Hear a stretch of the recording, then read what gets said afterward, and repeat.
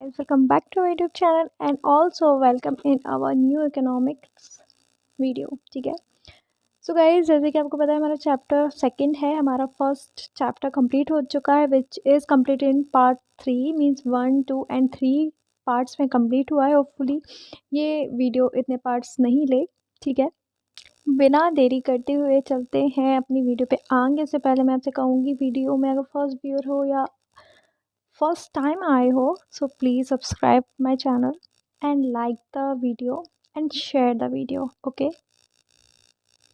so once again welcome back to YouTube channel. We are starting here second chapter of economics. So guys, पहले हम इस chapter का name जानते हैं। बचपन में क्या करते थे हम लोग, चैप्टर नेम पढ़ते थे, फिर उसका मतलब देखते थे, तो उससे थोड़ा माइंड में इमेजिनरी चीज़ें थॉट्स आने लगते थे कि क्या इस चैप्टर में हो सकता है। असली याद करने का ट्रिक ये होती है। ओके, तो यहाँ पे हमारा चैप्टर सेकंड दिया गया है, प्यूपिल एज अ सोर्स दिया गया है। इसका ये मतलब होता है अगर आप कोई फैक्ट्री में वर्क कर रहे हो, ठीक है, तो एज अ सोर्स आप उस फैक्ट्री में वर्क कर रहे हो। ठीक है, ह्यूमंस के थ्रू जो काम किया जाता है, काम करवाया जाता है, या वो अपने फैमिलीज़ के लिए काम करते हैं, तो प्यूपिल एज अ रिसोर्स कहलाता है। तो एक सबसे इम्पॉर्टेंट बात, अगर आपको कोई चैप्टर समझना है, अगर उसके पीछे समरी दी गई है, मीन्स पूरे चैप्टर का कंक्लूज़न होता है, अगर वो दिया गया है तो वो श्योरली एक बार पढ़ लिया करें। सो जल्दी से एक बार समरी पढ़ लेते हैं। ओके, सो गाइस ये हमारा एक छोटा सा 5 लाइन्स की समरी है। होपफुली इतना समझ में आ जाएगा कि इस बेसिक से चैप्टर में दिया क्या गया है। ठीक है, you have seen how input like education, health helped in making pupil and assist for the economy. assist means होता है ऐसा कोई pupil जो जॉब करने के लिए या कुछ मतलब उस सुटेबल वर्क के लिए योग्य हो, means able to do work. ठीक है, for the economy. Also, the chapter also discussed about economic activities undertaken in the 3 sectors of the economy. So यहाँ पे हमने चैप्टर्स इकोनॉमी, अर्थव्यवस्था से रिलेटेड होता है ये, और यहाँ पे इस चैप्टर में हमको 3 सेक्टर्स के बारे में बताया जाएगा। We also study about the problem associated with unemployment. ठीक है, हमको यहाँ पे ये भी पढ़ना होगा कि जो प्रॉब्लम है अनएम्प्लॉयमेंट की, मीन्स जो घर पे बैठ जाते हैं लोग या बैठे ही हैं, उनके लिए वो क्या एसोसिएट होती है प्रॉब्लम्स, वो फेस जो भी होता है वो उसके बारे में पढ़ेंगे। Finally, the chapter ends with the story of the village formerly had no job but later had plenty. ठीक है, तो इसमें एक चैप्टर में स्टोरी दी गई है जो कि एंड्स करती है चैप्टर को, जिसमें जॉब के बारे में नहीं दिया गया है और दिया भी गया है, तो आगे ये देखते हैं। ठीक है, चैप्टर पे आ गए हैं और जल्दी से अपने चैप्टर को कंप्लीट कर लेते हैं। ठीक है, तो इस चैप्टर में आपको ये तो पता चल ही गया होगा क्या क्या पढ़ना है। ठीक है, तो यहाँ पे जो ह्यूमन है जिनको जॉब्स मिलती है, जो पीपल्स हैं, ठीक है, अनएम्प्लॉयमेंट के बारे में पढ़ना है।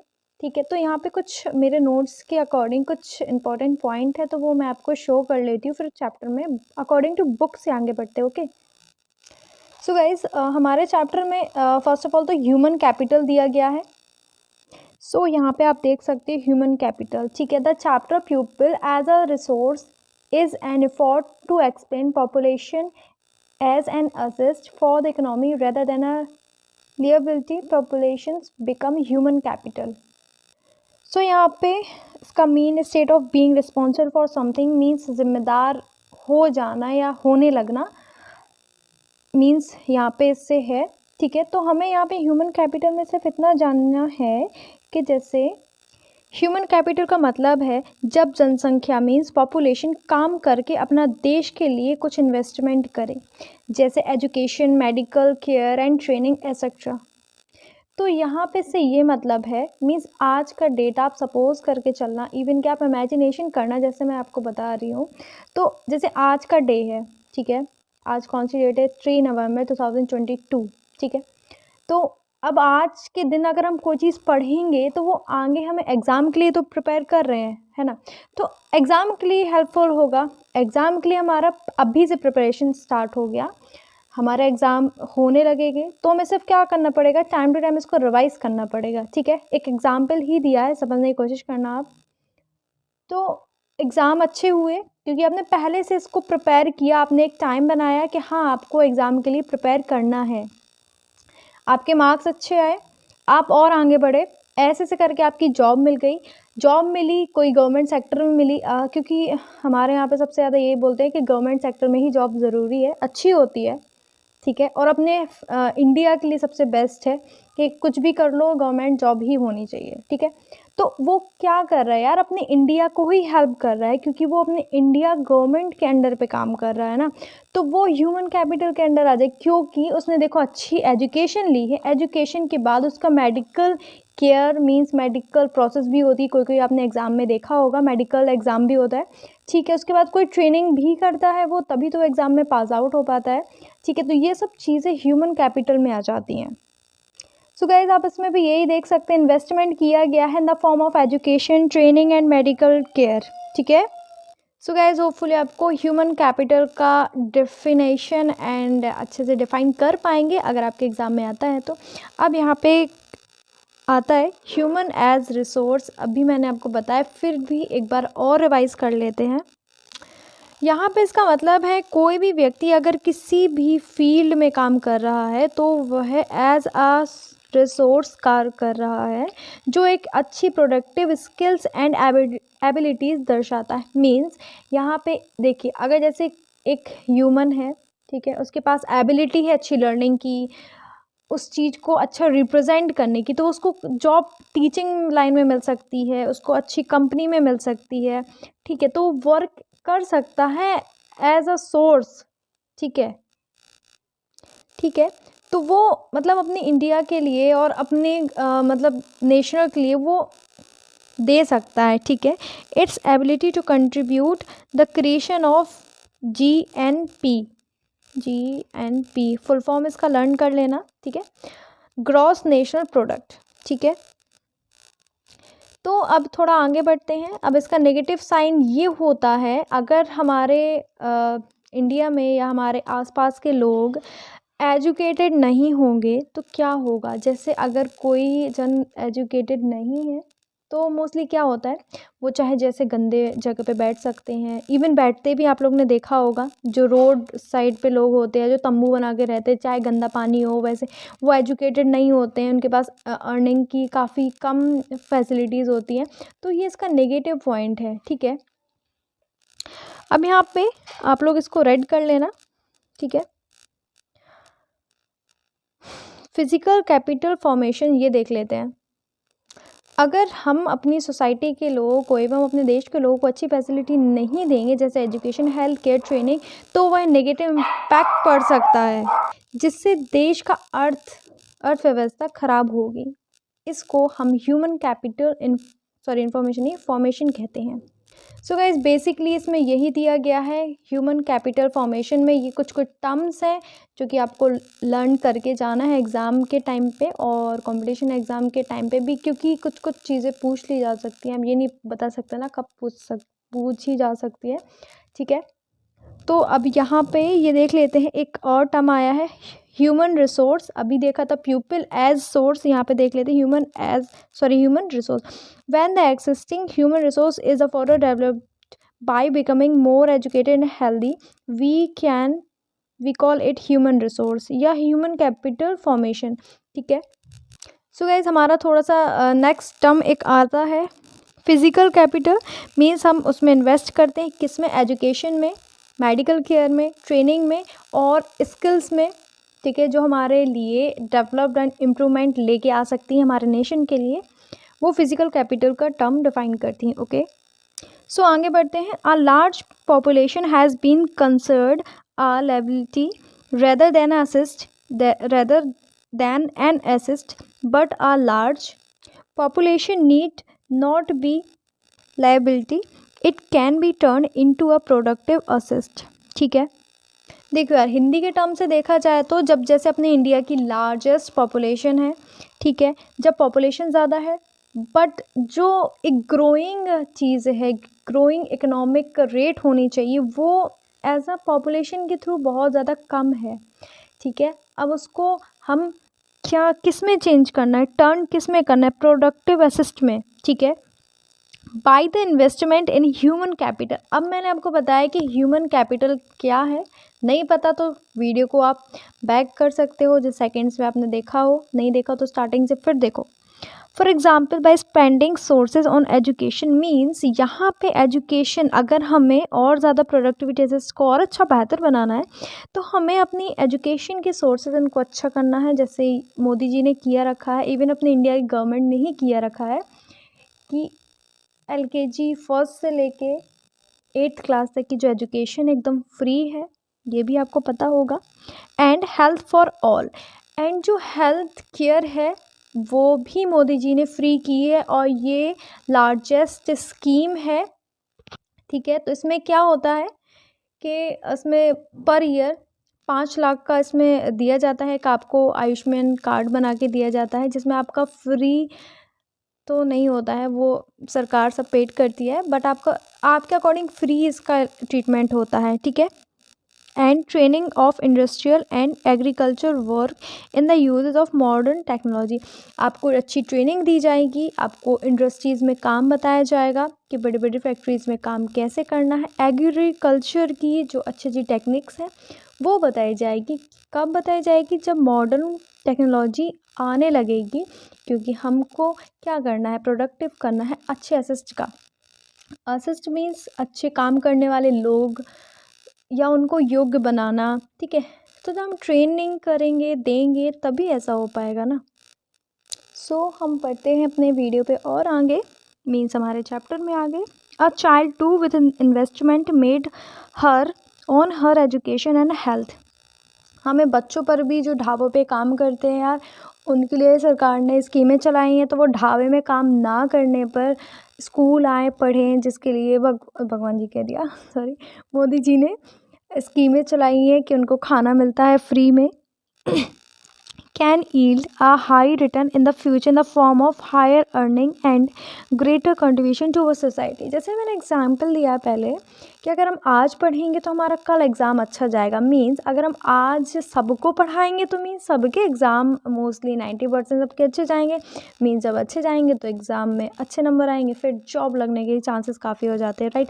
तो अपने यहाँ जो जॉब रेट है वो बढ़ जाएगी, जिससे क्या होगा, हमारी सोसाइटी को अच्छी अर्निंग मिलने लगेगी, ठीक है। अगर जॉब भी नहीं है तो भाई कुछ ना कुछ काम तो करो, बिजनेस करो, anything do, just do it, ठीक है।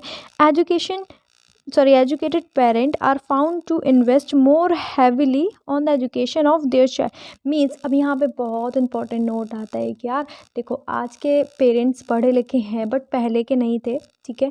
तो वो अभी भी ऐसा कहीं देखा जाता है कि बच्चों को उतना ज़्यादा पढ़ने के लिए प्रेशराइज नहीं किया जाता यार।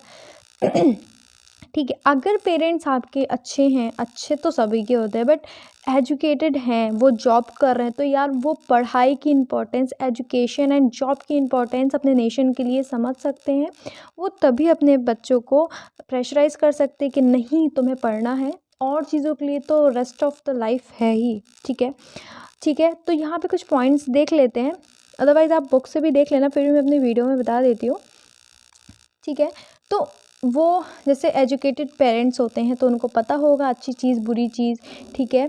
आपको हाइजीनिक के बारे में बता सकते हैं वो, प्रॉपर न्यूट्रिशन आपके खाने में दे सकते हैं वो, ठीक है, क्योंकि उन्हें पता है, उन्होंने पढ़ा होता है, पल्सेस में अच्छा होता है न्यूट्रिशन, बाहर के खाने में नहीं होता है। तो ये सब नॉर्मल सी बातें हैं जो आपको एग्ज़ाम में लिख कर नहीं आनी, बट हाँ बुक से आपको रेड करके जाना है, क्या पता कैसा क्वेश्चन आ जाए एग्ज़ाम में।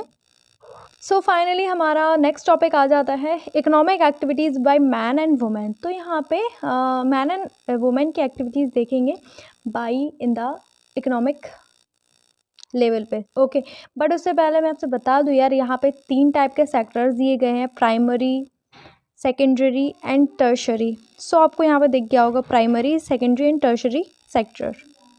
सो आप यहाँ पे ऐसे देख सकते हो, बुक में इतना क्लियर नहीं था, सो मैंने अपने नोट्स आपको दिखाए हैं, ठीक है।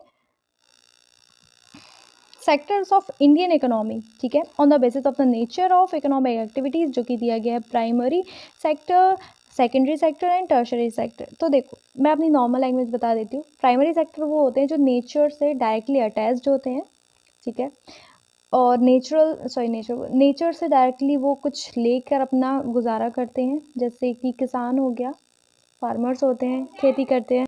तो देखो यहाँ पे प्राइमरी में यहाँ पे यही आ जाता है, क्या कोई फार्मर है तो क्या होता है, उसने कोई पेड़ लगाया उसके बगीचे पे या फिर उसके पूरे फार्म में पेड़ हैं, तो वो डायरेक्टली फ्रूट्स के हैं सपोज़, तो फ्रूट्स उसने नीचे उसने मतलब तोड़ के कुछ भी किया, उसने सेल कर दिया, ठीक है। सेकेंडरी सेक्टर में क्या होता है यार, कि उन्होंने उसको कुछ ना कुछ अच्छे से डिशेस बनाना स्टार्ट कर दिया, उन्होंने फिर सेल करना कर दिया। टर्शरी में क्या आ जाएगा, उसकी कैंडीज़ बना दी, जैसे मैंगो फ्लेवर्स की चॉकलेट्स आती हैं, कैंडीज़ आती है, वो बना के। तो टर्शरी में हायर चीज़ें होती हैं, मीन्स प्राइमरी एंड सेकेंडरी का मिक्सअप होता है। ये अगर ये अच्छा हो गया मीन्स टर्शरी सेक्टर, मीन्स ये अच्छा हो गया तो फिर ये भी अच्छा हो जाएगा, ये भी अच्छा, क्योंकि जब ये अच्छा हो जाएगा तो फिर इन दोनों पे प्रेशराइज होगा, ठीक है।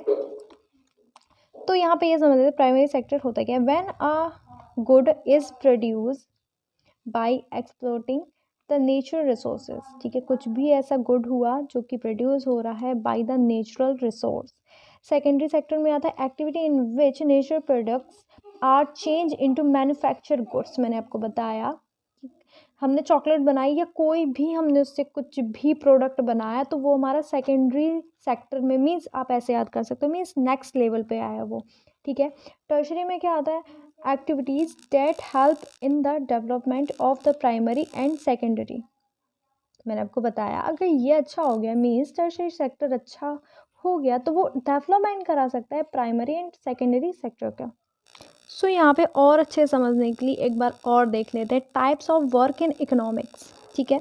एग्रीकल्चर होता है, मैन्युफैक्चरिंग होता है और सर्विसिंग होती है, means first level, second level and third level, जिसको primary, secondary and tertiary level sectors बोलते हैं, ओके। तो यहाँ पे देखो पहले तो एग्रीकल्चर हो रहा है, फिर एग्रीकल्चर के बाद थोड़ा और अच्छा हुआ तो मैन्युफैक्चरिंग हुआ, मैन्युफैक्चरिंग के बाद सर्विसिंग हो जाती है, सिंपल। सो होपफुली आपको ये टॉपिक भी समझ में आया होगा। ज़रा बुक से पूछ लेते हैं वो क्या बोलती है, ठीक है। तो ये primary, tertiary and secondary sector तो यही बोला है जो मैंने बताया, यही बुक ने बोला है। थोड़ा और देख लेते हैं और क्या बोलती है। These activity in the sector result in the production of goods and services, these activities are added value to the national income. देखो जब अच्छा मैन्युफैक्चरिंग होने लगेगा, मैन्युफैक्चर होगा तो और अच्छा बिजनेस सेटअप हो जाएगा, तो वो goods and service export import होने लगेगा, तो वो कुछ ऐसी वैल्यूज़ हो जाएंगी जो कि नेशनल इनकम्स में आने लगेंगी, जैसे कि सरकार अपन से टैक्स वसूल करती है, राइट, वैसे ही तो हमारे नेशनल इनकम में वो तब्दील हो जाने वाली है, okay. These activities are called as economic activity, तो हमारी इकोनॉमिक की अर्थव्यवस्था को अच्छा बना देता है, मीन्स डेवलप्ड कंट्रीज एंड जब अच्छे अच्छे फैक्ट्रीज हो जाएंगी तो वो डेवलप्ड हो जाएगा, ठीक है। तो हमारी वो इकोनॉमिक एक्टिविटीज़ को इंक्रीज़ कर रहा है। Economic activities are also called as market activities, ठीक है। वो मार्केट एक्टिविटी इसलिए बोली जाती है यार क्योंकि वो मार्केट के अकॉर्डिंग ही तो होता है, मार्केट ही तो पूरा इकोनॉमिक बनाता है, तो उस वजह से इसको मार्केट एक्टिविटीज़ भी बोला जाता है। सो बढ़ते हैं हमारे नेक्स्ट पेज पे। Due to the historical and cultural reason there is a division of labour between man and women in the family. So यहाँ पे बेसिकली यहाँ पे ये बताया गया है कि हमारे पूर्वजों के अकॉर्डिंग और हमारे जो इंडियन कल्चर के अकॉर्डिंग मैन एंड वुमेन को अलग अलग काम दिया जाता है, अलग अलग फील्ड्स में। अगर वो बाहर काम करने जाती हैं मींस वुमेन, तो उनको ना ही पेड दिया जाता है, मींस उनकी इनकम सैलरी कम दी जाती है मैंस के कंपैरिजन, ठीक है। ये पहले से ही ऐसी थिंकिंग चलती आई है कि सिर्फ जो लड़कियां होती हैं, वुमेन्स होती हैं, वो सिर्फ घर के काम के लिए होती हैं, क्योंकि उनसे नेशनल इनकम नहीं आ सकती है, क्योंकि जब वो एजुकेटेड नहीं होंगी तो वो बाहर जॉब नहीं कर पाएंगी, जब जॉब नहीं करेंगी तो फिर नेशनल इनकम नहीं आएगी। ये भी एक टर्म है, होपफुली आप ये भी पढ़ के जाए एग्ज़ाम के लिए। सो यहाँ पे हेल्थ का नया टॉपिक है, देख लेते हैं बुक क्या बोलती है। The health of a person helps him to release his potential and the ability to fight illness. An unhealthy person become a liability of an organization in need. Health is a indispensable basis of releasing one's well-being. Means यहाँ पे इन shortly यही दिया गया है, अगर आपकी health, physical health आपकी अच्छी है, मेंटली हेल्थ अच्छी है, मीन्स बेसिकली हेल्थ आपकी अच्छी है, तो आप बाहर जॉब कर सकते हैं। अदरवाइज़ क्या, अगर आपकी जॉब लग गई है, सपोज़ अगर आपकी जॉब लग गई है और आप अनहेल्दी हैं, तो आप बेशक सी बात है आप हॉलीडे ही आप लोगे, एप्लीकेशन दोगे, जो वो फलाना ठिकाना सब मेडिकल फेडिकल सब होता है, वो तो इवन के सब इवन कर लोगे, बिकॉज आपकी बॉडी ही वर्क करने की एबिलिटी नहीं रखती है, ठीक है। तो वो क्या होगा उस जॉब का, कुछ नहीं होगा, उसको कुछ दिन के बाद अलग कर दिए जाएंगे, आपकी बल्कि कोई और आ जाएगा। इसलिए जब हमें इकोनॉमिक रेट अच्छी करनी है तो हमें क्या करना पड़ेगा, हेल्थ सेक्टर को भी अच्छा करना पड़ेगा, हेल्थ का भी ध्यान रखना होगा, ठीक है। सो गाइस हमारा नेक्स्ट टॉपिक आ जाता है अनएम्प्लॉयमेंट का। अनएम्प्लॉयमेंट वो होता है जो काम करने के इच्छुक तो होते हैं बट उनको काम नहीं मिलता है। देसी भाषा में अनएम्प्लॉयमेंट का यही मतलब होता है, ठीक है।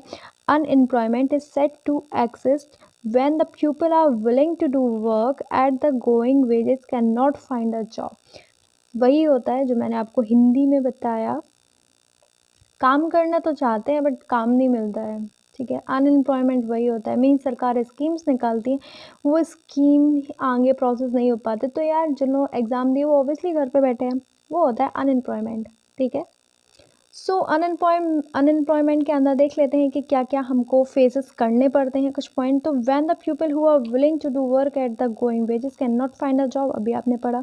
The work force population included people from 15 to 60 years, ठीक है। तो हमें पता है हमारे इंडिया की जो पॉपुलेशन है काफ़ी ज़्यादा है, इवन कि चाइना को पीछे छोड़ने ही वाले हैं, ठीक है। तो जो पॉपुलेशन है उसका क्यों ना फ़ायदा उठाया जाए यार, काम वाम करो, बढ़िया टक्कर दो चाइना जैसे देशों को, अमेरिका जैसे देशों को, ठीक है। तो वही बताया है कि जो हमारे वर्किंग पीपल्स हैं, ठीक है, वो 64% हैं, ठीक है। जो मतलब इस रेट के अंदर 15 to 60 ईयर्स के लोग आते हैं जो इतना सफिशिएंट होते हैं वर्क करने के लिए, ठीक है। नेक्स्ट पॉइंट देख लेते हैं, unemployment leads to wastage of man power resource. देखिए इस लाइन का, इस पॉइंट का ये मतलब है, अगर आपको कोई, ठीक है, आपको कुछ भी आता है, मीन सपोज अगर आपको कंप्यूटर चलाना बहुत अच्छा आता है, मीन सारी कोडिंग लैंग्वेजेस सारी अब आती हैं आपको, बट जब सरकार ही वैकेंसीज नहीं निकालेगी तो आपका आना ना आना सब इक्वल है, ठीक है। तो इस लाइन का, इस पॉइंट का ये मतलब हुआ। आगे देख लेते हैं, unemployment tends to increase economic overload, ठीक है। तो जो अनएम्प्लॉयमेंट होता है, जो लोग घर पे बैठे हुए होते हैं, वो इकोनॉमिक को ओवरलोडेड कर देते हैं यार, मतलब काम तो है ही नहीं है, ऊपर से और लोग आ गए तो और मतलब गरीबी जैसा, मतलब वो चीज़ें होने लगती, क्या चीज़ें मतलब है, पैसे भी नहीं है और वो चीज़ें हो रही हैं, ठीक है। Hence unemployment has detrimental means हानिकारक होता है on the overall growth of the economic.